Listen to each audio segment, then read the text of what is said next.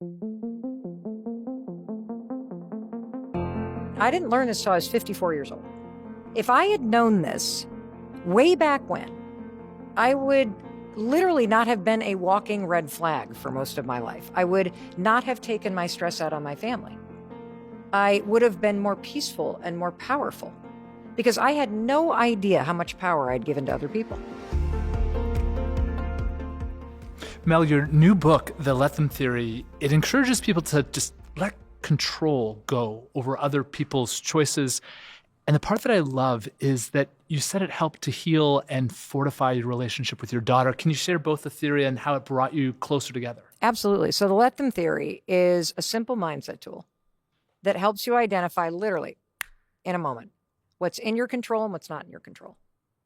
And the way that you use it is very simple. If you're in a situation and some other person is stressing you out or upsetting you or offending you, or you're worried about them or they're treating you poorly, you literally say, let them. Because the number one thing in life that you will never, ever, ever, ever be able to control is another human being. You can't control what they think. You can't control what they do. You cannot control how they feel, period. And any psychologist will tell you that any time that you spend trying to only makes you feel more stressed out, frustrated, and out of control. And the problem for all of us, and I didn't learn this till I was 54 years old. If I had known this way back when, I would literally not have been a walking red flag for most of my life. I would not have taken my stress out on my family. I would have been more peaceful and more powerful because I had no idea how much power I'd given to other people. And nobody does, because we don't understand how we're turning other people into the problem. And I've got very important and exciting information. And it's this: if you feel tired in life, if you are frustrated, if you're stuck, if you're stressed out, if you feel like you never have time for yourself, if you're just not as happy as you'd like to be, the problem isn't you. The problem is you're unknowingly giving power to other people. And you do it in 4 ways. You allow them to stress you out. You worry about and you manage what they're thinking. You navigate your life based on their moods and their opinions and their disappointment and their guilt and their expectations. And you paralyze yourself because you're chronically comparing yourself to them and telling yourself that if they're successful or they're this, then I can't have it. And it's simply not true. And what the Let Them Theory does is that any situation that you're in, and you're going to use it with your family more than anybody, because I think family teaches you how to love people you hate sometimes, right? You got to let them, because you're not going to change them.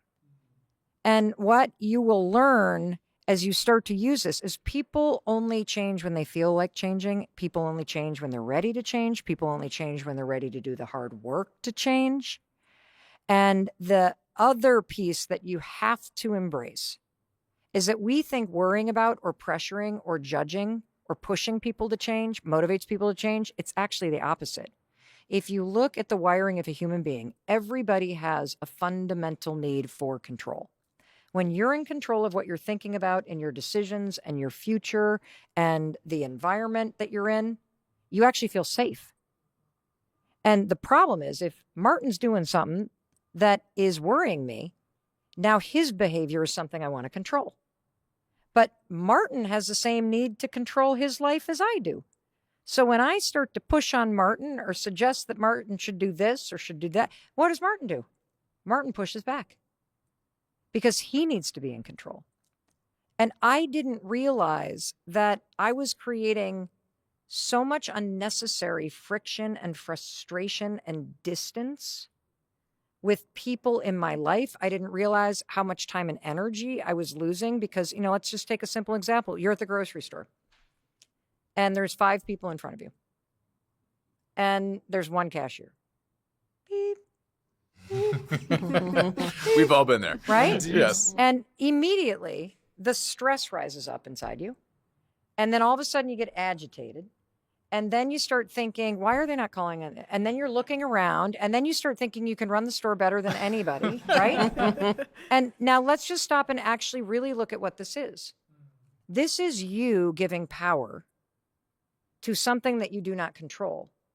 And when you do that, a number of things happen. Number one, did you notice as the stress goes up, your life force energy goes out? So you are allowing stupid, meaningless, all kinds of irritating people that are beneath you and not worth your time and energy. You are allowing it to exhaust you. And you don't have to. And the solution is just to say, let them. And immediately you feel peace. Because what you're doing is you're tapping into a tremendous, I feel like I've got everybody's ancestors with me, because this is an application of Stoicism, of Buddhism, of radical acceptance, of detachment theory, of literally not reacting and staying in your peace. And then something interesting happens. You say the second part, which is let me.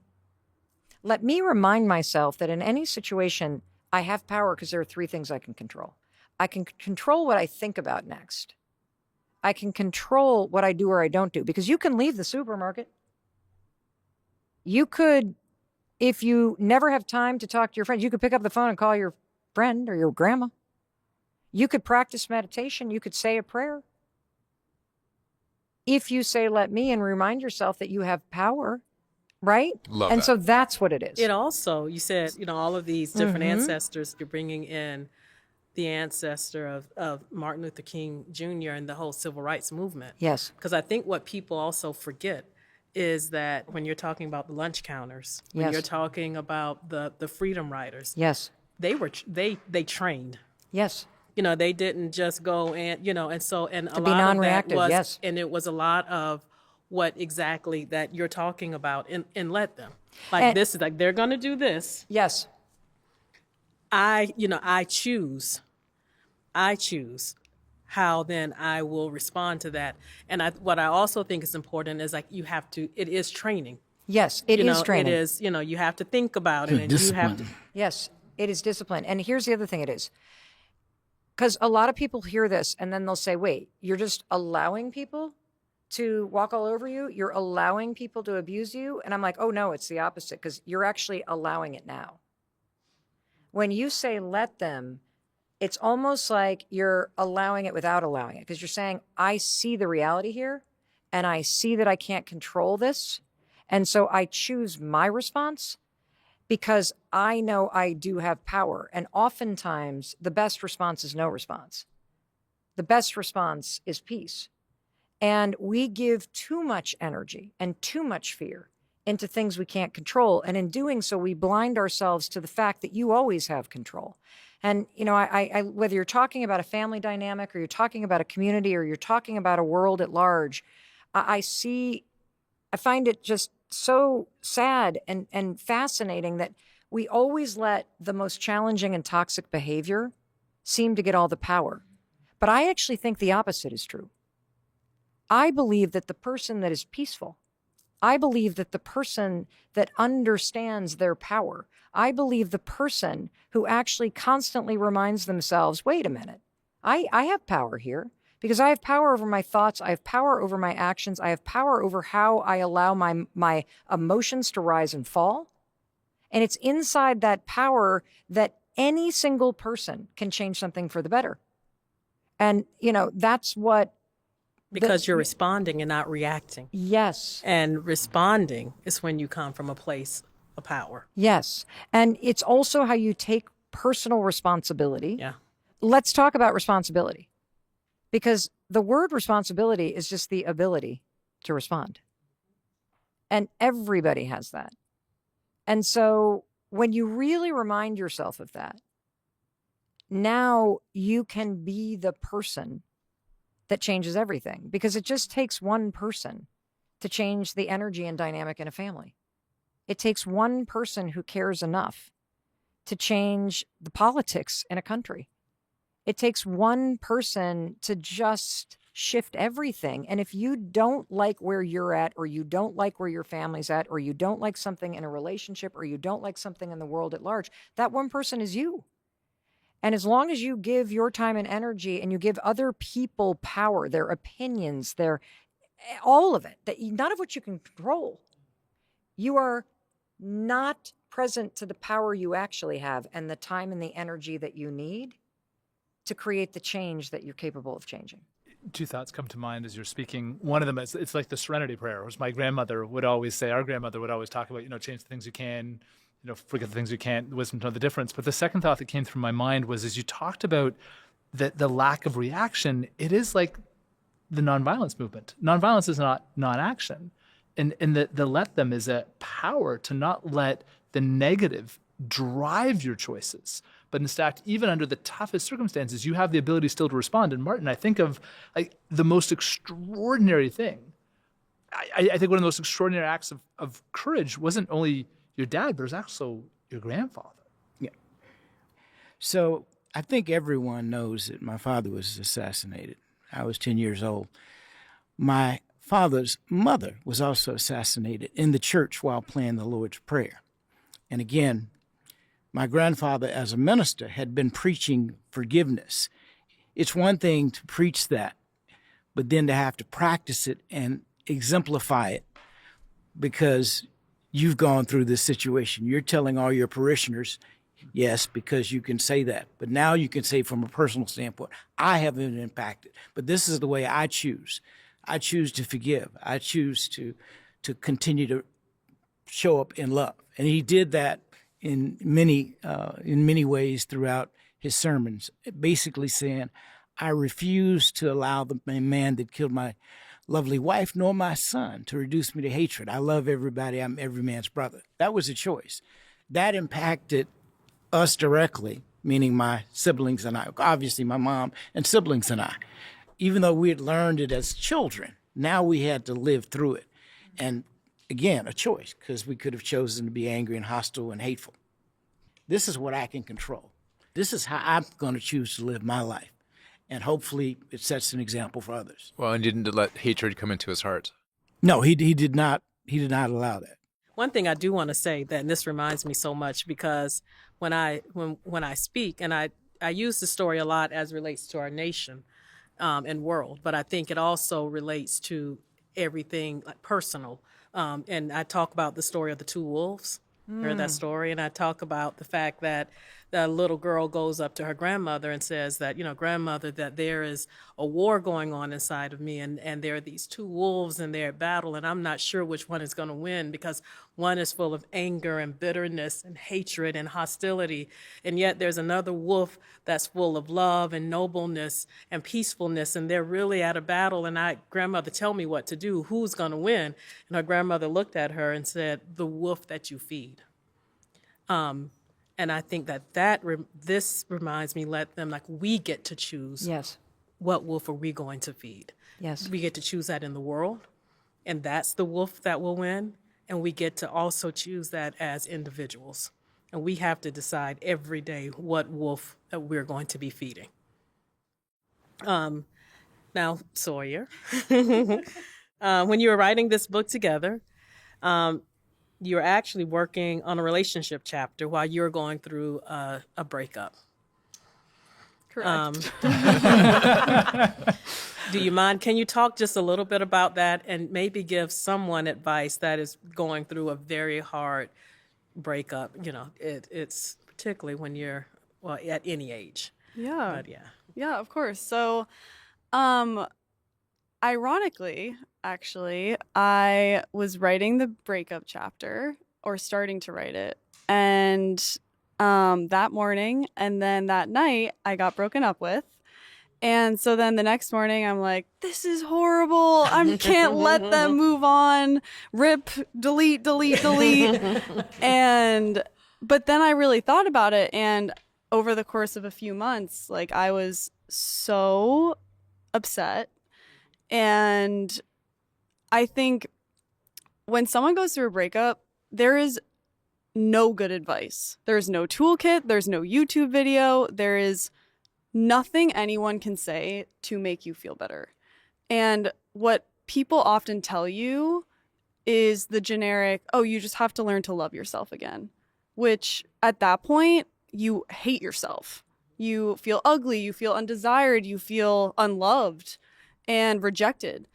And so I really wanted, as we continued to write this chapter together, to make sure that the person reading it actually could put, as Mel always does, but put action towards it. It's not just some blank advice where you don't actually know what to do. And so we both have the same therapist, Ann Davin, smartest woman in the world.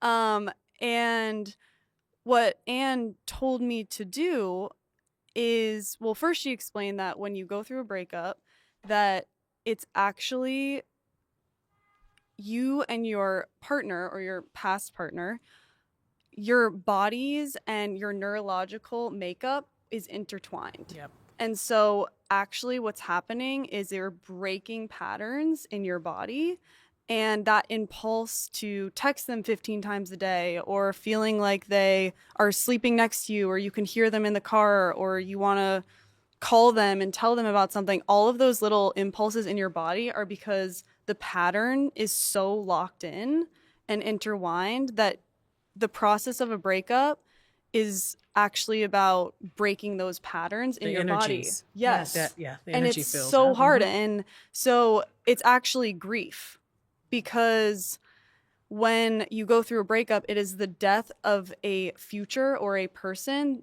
that is no longer here. And so I think as we were writing the breakup chapter, I wanted to make sure that we had really actionable advice. And so what I will tell to all of you who are listening, if you are going through a breakup, is first of all, you're not alone. And second of all, is I encourage you to do what me and Mel call a 30-day rule. And the 30-day rule, or reset, or all of that, is basically to cut contact for 30 days. And that doesn't just mean don't reach out to them, don't text them. It means you cannot look at any photos, any voice memos. What about social media? No now? social So like you can't medias. get on their Snapchat Nope. and Mute everything. Mhm. Because what happens, and this is what Anne described to me, is that every single time you reach out to them, or you hear their voice, which is especially really bad, or you're looking through past photos, every single time you do that, it reinstates the neurological pathways in your body that convinces you that they are still around and they're still in your life. And they're not. That life is no longer.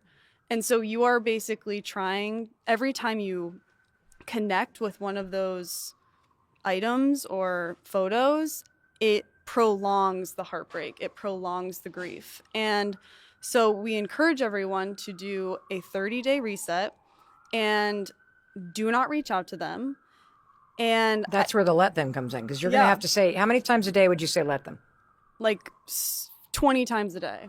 And then do you literally block? Because I know, like, okay, Mel, back in our days, we could just, block the phone number or not look at photos. So does that mean, like, now Yes. for your age, our daughters, does that mean no social media? Like, so do you Everything. physically block Yeah. their Full social media? Full detox. It literally is a Full detox. Like, detox. just like, you can't get sober until you quit drinking. Wow. And while you go through that process, your body's going to go through withdrawal because you're learning how to live life without it.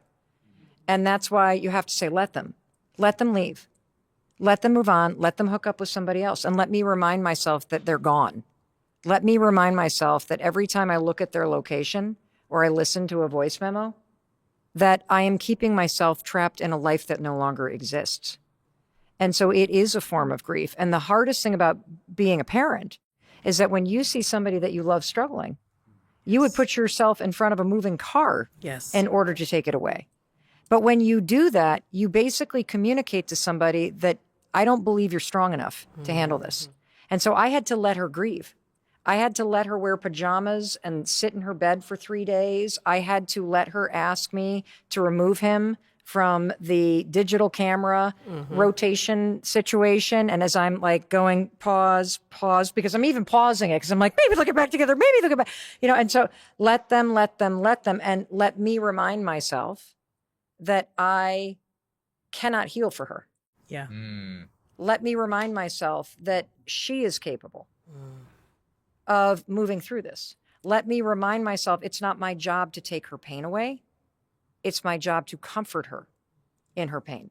And what I will also say, why I think the let them theory is so powerful, is obviously when you use it, it's with my ex, I was just saying, let them constantly to myself, but you can also use it in communication, because at first you were not so amazing as you described.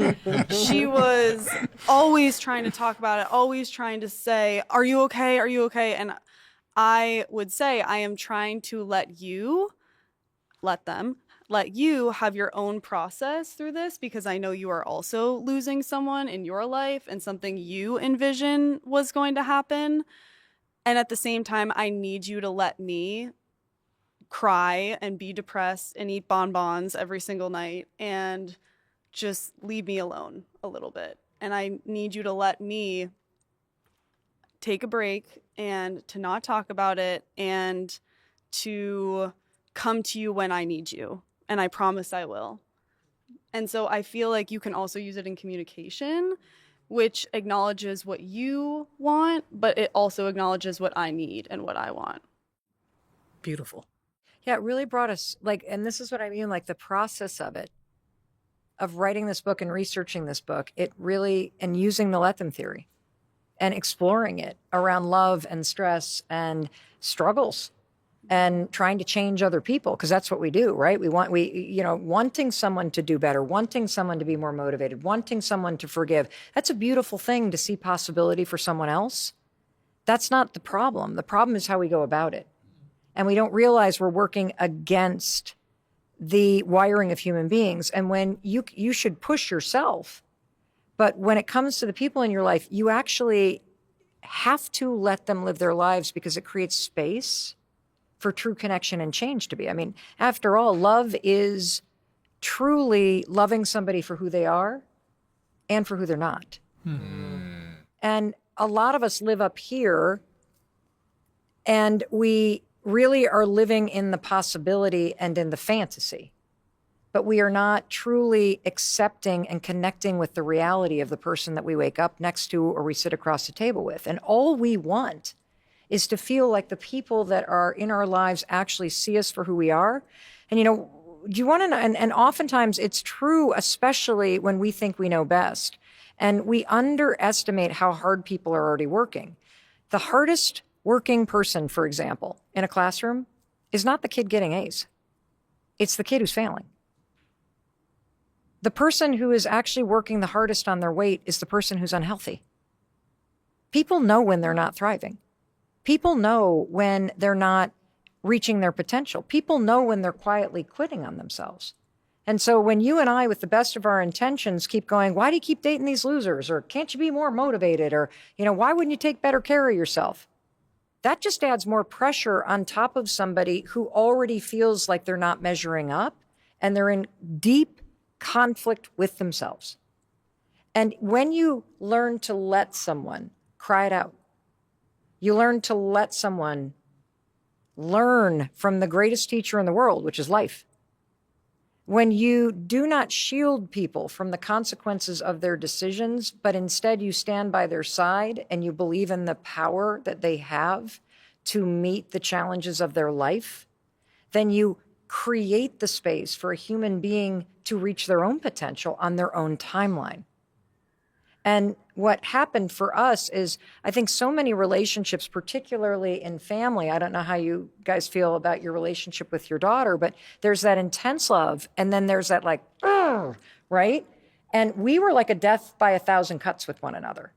We're constantly missing the mark a little bit, and then one of us would be offended or annoyed, and then she'd go off, and then I'd go after her, and we'd try to talk, and then I'd try to buy her something, like whatever, let's just make this go away. And you would then manipulate and be like, let's go to the mall, because now we're going to be like, oh my God, and then I'd be mad because I'd be like, I just bought you all this stuff and now you're not nice to me. But what were you going to say?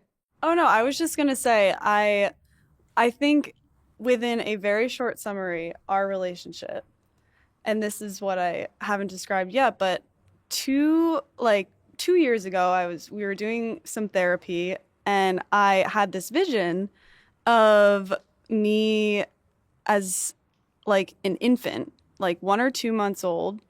And it was as if I was looking up, I was in a crib, and I was looking up into at the ceiling, and I remember wanting my mom to come. And she, like, my dad kept coming to pick me up, or this woman who, her name was Joni Twining, who helped during the postpartum depression with her and her giving birth to me, kept picking me up. And all I wanted was my mom. And all I wanted was my mom. And she never came. And I honestly think that is a real memory.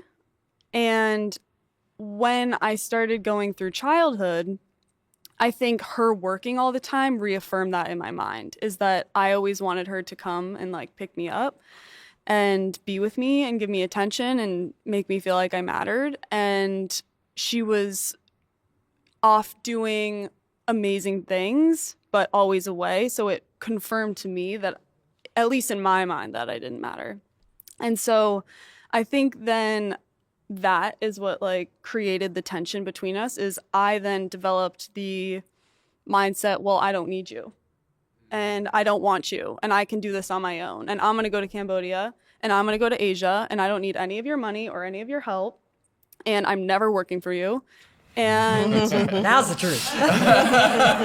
and I think that Fascinating. at the same time, like all I wanted was to be near her and to be her and looking up to her. And it wasn't until we finally started working together this entire past year that I think it not only brought us closer in proximity, which helps, but I think the let them theory and using the let them theory with each other is actually what healed that entire separation, because I was finally able to let her be who she is without wanting to change her and without wanting to without getting mad at her all the time because of little things that I thought were annoying or I thought were disrespectful, or I wanted her attention on me versus someone else. And so I think that it wasn't until I was able to say let them and acknowledge this is who she is. She's freaking crazy and pisses me off and is the creative, and I'm like the OCD organization. So writing a book was very traumatic sometimes. But it wasn't until I was able to let her be who she is and accept it and have more compassion and more of a lens into everything that she goes through every day and how much work she actually does. Oh my gosh, like when I joined the company, I couldn't even believe how many areas and how many people rely on her and how big the company is. And my siblings don't know that. They would have never known that. They still probably will never know that because they don't see her in her everyday element. But again, I couldn't just let them, because then I felt whenever you just let them, you can find yourself very lonely or without many friends because you feel superior. You're like, I'm better than them, let them. I'm the bigger person, let them. I don't have to do anything. I'm going to sit in my silence. I'm going to cut off this relationship. Let them, let them, let them. I know I can't control you, but I'm not going to do anything about it. But it wasn't until I started saying, let me, like I am in control of me and my mom's relationship. She's not in control of our relationship. I am. And so I need to show up differently. I need to be more open. I need to have more open arms. I need to let me accept that she's going to rewrite the manuscript 11 times. And I'm going to let them, and I'm going to let Sawyer. me. Well, Embrace it. and the corresponding thing happened to me because, again, it's about peace internally and what you can control. And it's about learning to allow people to be who they are and see them perhaps for the very first time. And I think it's very easy as a child, I know I did this with my parents, to forget this is their first time being a human being. This First is their time being a first time being a parent. parent. Oh my God, yes. That you can only give people what's been given to you. You can only meet someone as deeply as you've met yourself. And I think it was Oprah that tells a story about how, if you're a person that needs a gallon of love and somebody has only a quarter cup to give, if they give you the quarter cup, they've given you everything. It just didn't feel adequate for what you needed, which is that mismatch I'm talking about. And so it creates so much more compassion because it forces you to really see people for who they are and who they aren't, not through the lens of judgment, but through acceptance. And then when you say the let me part, it is true. I am responsible for our relationship, just like she said she's responsible, because I'm responsible for the energy that I bring. Just like your grandfather said, I'm responsible for the peace inside me. Why on earth would I give it to this person? And so I'm going to take the power back because that's where the power lies. And so what I started to notice, because just like my creativity and ADHD drives her absolutely bananas, her intensity and the Excel spreadsheets and the this, and this is like, I can't think like that. And then she would get all and then I'd be like, let her go upstairs to her room and remove herself because she needs to. And let me not go try to solve this.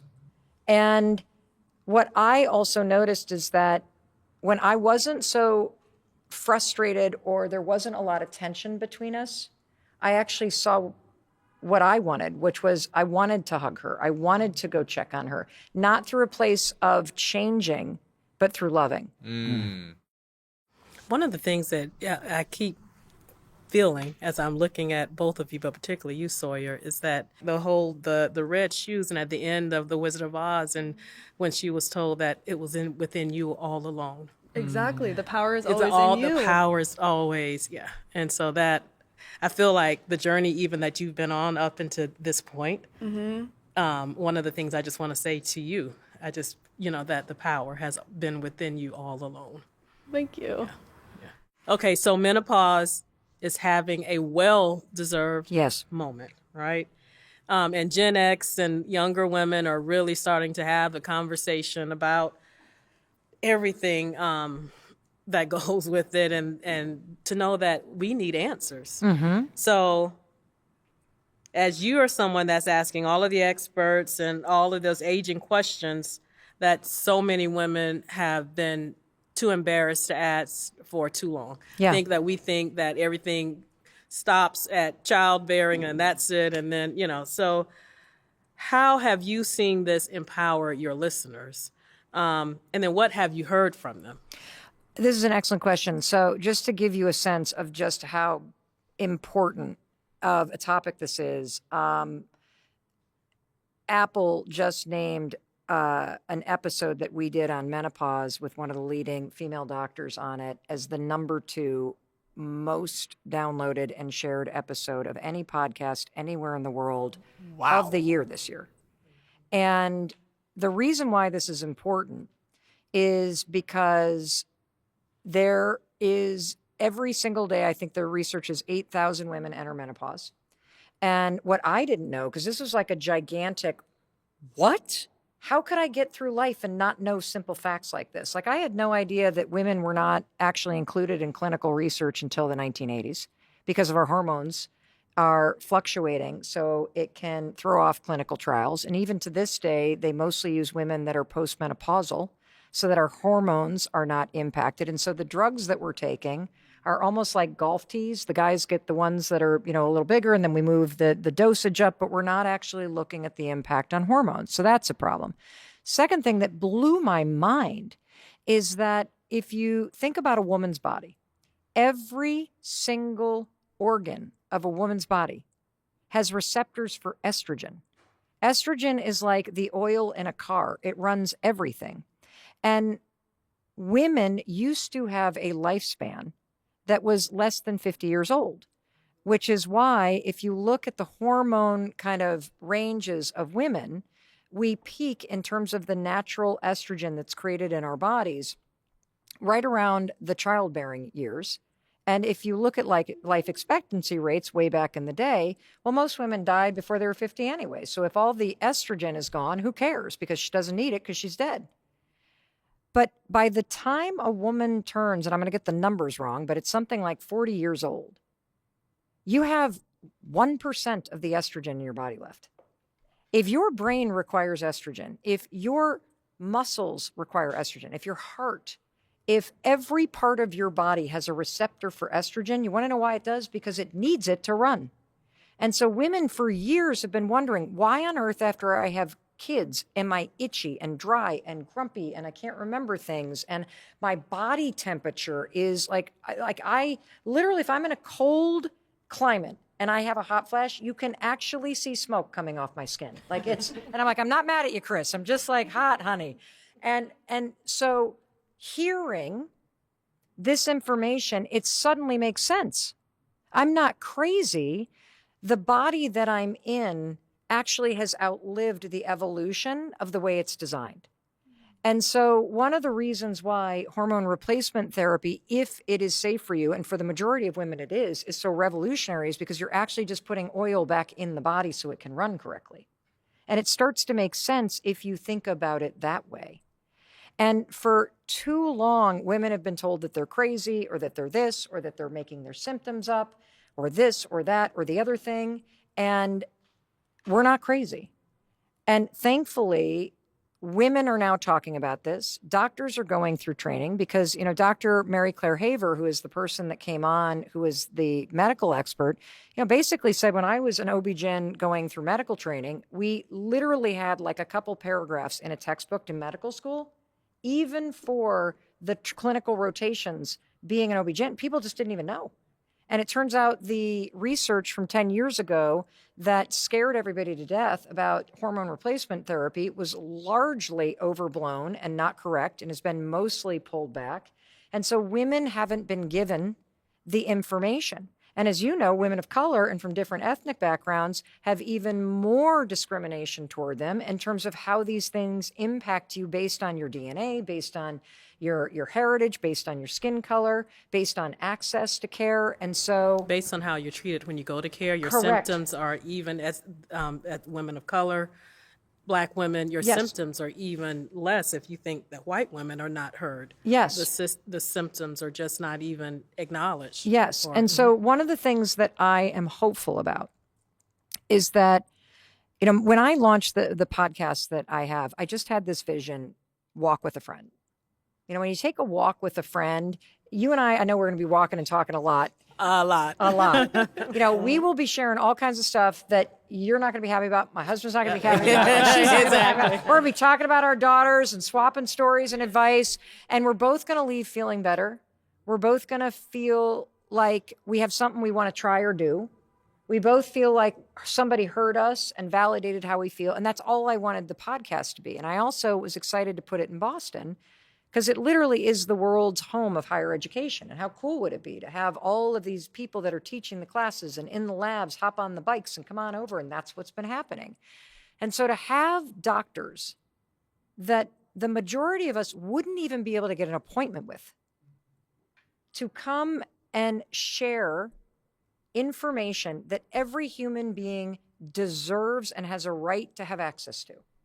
We're talking about information that helps you live a healthy and happy life, which is exactly what you're doing here. You are democratizing information that every human being deserves to live a fulfilled, healthy, dignified life. And you're opening up the potential of the legacy that somebody leaves through how they live it. And if you can help people do better for themselves, for the people that they care about, for their communities, you are creating this ripple effect. And so for women, we are waking up and realizing, wait a minute. Like, I don't have to, you're going to have to say, let them, because you get angry, right?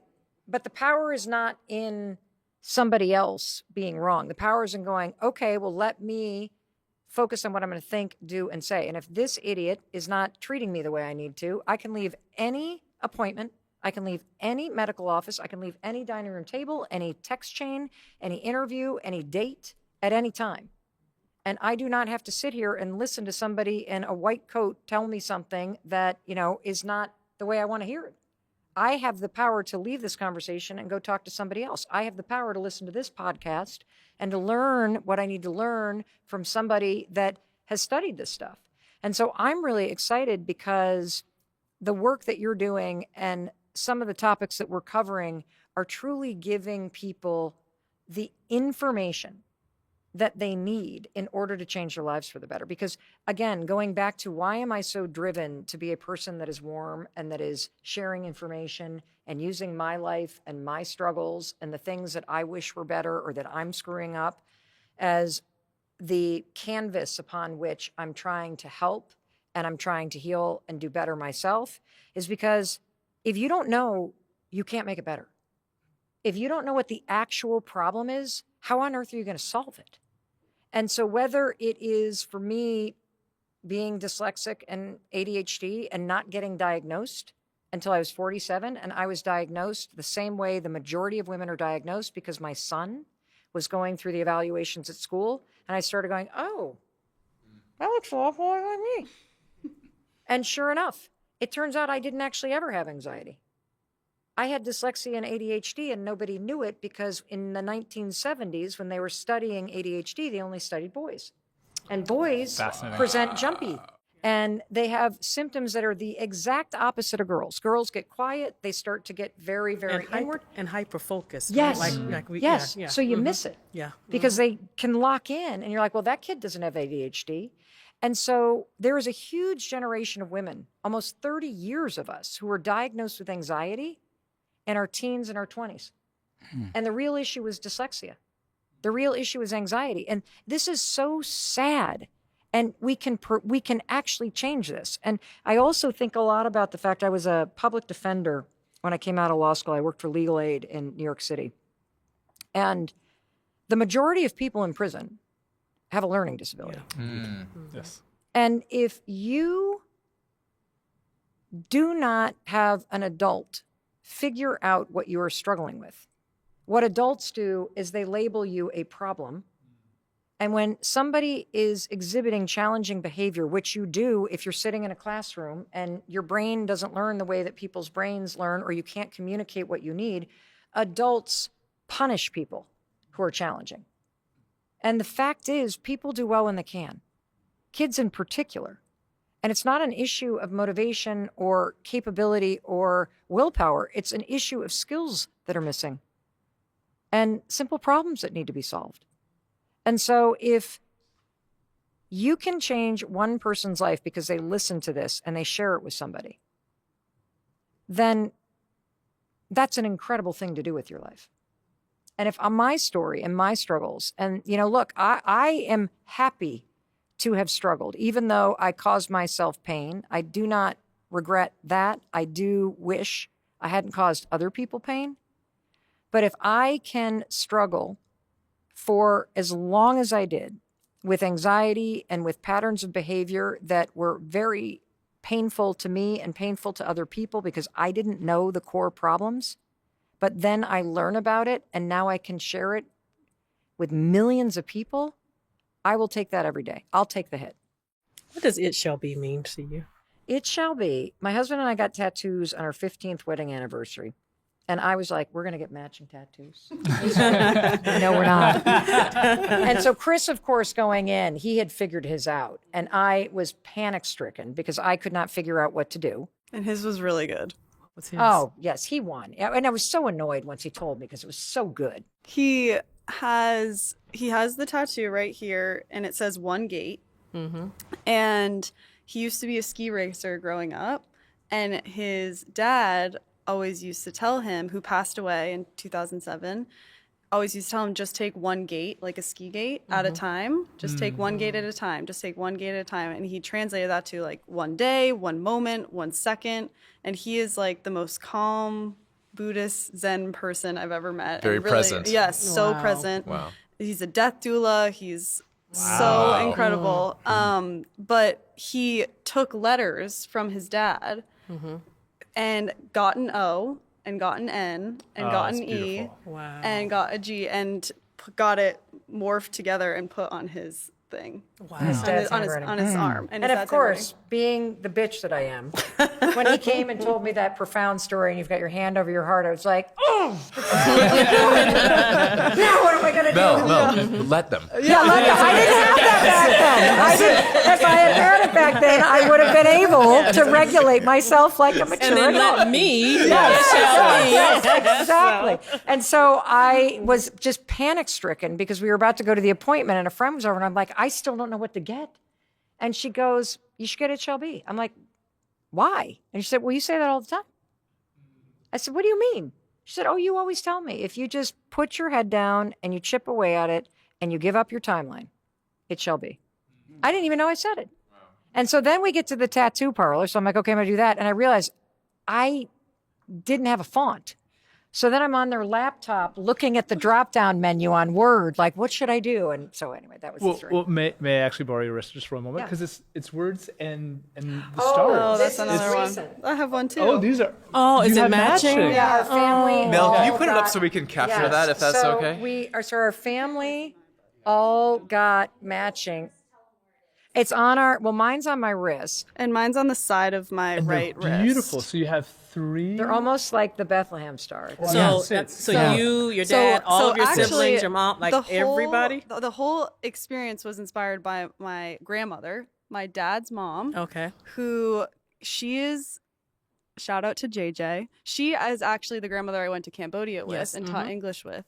And she is 87 years old. She's literally walks 4 miles every single day. She's 4'11". She has the energy of a firecracker. She is the most amazing human being in the world. And she had a friend of hers who Was dying. was dying, and she asked her friend, "What do you think happens when you die?" And with all conviction, her friend had said, "I'm going to be a star." And I'm going to be a star. All of us are going to be stars. If you look up at the sky at night, there's billions and billions and billions of stars. And the reason behind that is because when you go up and you become a star, you can then look over all of your family members. And shooting stars are stars that travel to other people to see different people. And so then JJ was like, "I'm going to get a star tattooed on me." And she's 87. Wow. And so First tattoo. Wow. And so then, of course, when she told me, I was like, well, I need to get a star because I'm going to be a star and you're going to be a star. And then, so all 5 of us, our entire family, me, mom, dad, Oakley, Kendall, and JJ, we all got our tattoo appointment and went, and we all have different stars. Yep, and then I put our whole family, like, so I have a Sawyer star and an Oakley and Chris and me, and so they're all here with me. And I have 1 star and 5 dots for every single For one everyone. of them. amazing. Yeah. Wow. It's one of my best friends who she actually is a death doula. Really? And she was with my mom when my mom passed, and it was the most incredible gift that anyone could give us. And she also has something she created called Star Day. And it's when you celebrate your ancestors on the day that they went to go back to live in the stars. So I need to get you. And so No she wrote way. a children's book. Oh, I would love that. And so I'm telling you, We are. we're the same tribe. And well, I'll you get you know- the whole book, and it's all about that. And then you celebrate that day that they went back to be in the stars, and so you eat their favorite food, and you So talk beautiful. about. Oh my all of gosh, I that. love that. Yeah, love you that. Will, yeah. Wow. Great concept. Mel, something that we are contemplating a lot and would love to get your theory on is the difference between the Western concept of happiness versus fulfillment. And fulfillment as a source from within, a source from love. And the Western concept of happiness is this treadmill that we can never often ever achieve because we're always seeking the next thing. Well, the cool thing about the distinction that I'm going to share with you is that it comes from someone's research. And the person I'm going to cite is Dr. Tal Ben-Shahar, one of the kind of original rock star happiness professors at one of the Ivy League schools. And he has this concept that I love because happiness, what we get wrong about it is we believe that there is a thing out there that will make you happy all the time. And the problem with that is once you get the thing, your happiness or your excitement or enthusiasm, whatever you call it, just disappears right away because you got the thing. And we have this relentless need to feel good. So we're constantly looking out there and we think, well, maybe the car, or maybe, it's the boyfriend or the girlfriend, or maybe it's a certain dollar in the bank, or maybe it's a certain number on the scale, or it's a certain friend group or whatever. That is going to create this feeling inside me that I so not only want, but you actually deserve to feel good in your life.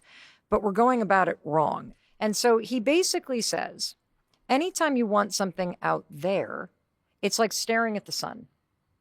If you look directly at the sun, just like you look directly at your bank account and say, I'm going to be happy if I have $1 million in that bank account, you're going to get sunspots and you're going to be blinded.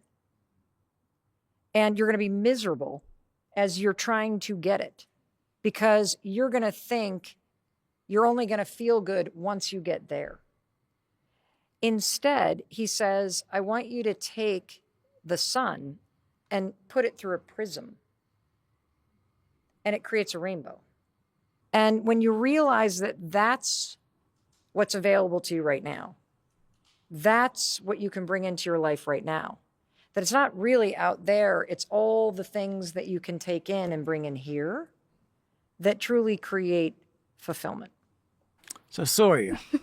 Martin. What's one thing you'd want your mom to know about the impact she's had on your life?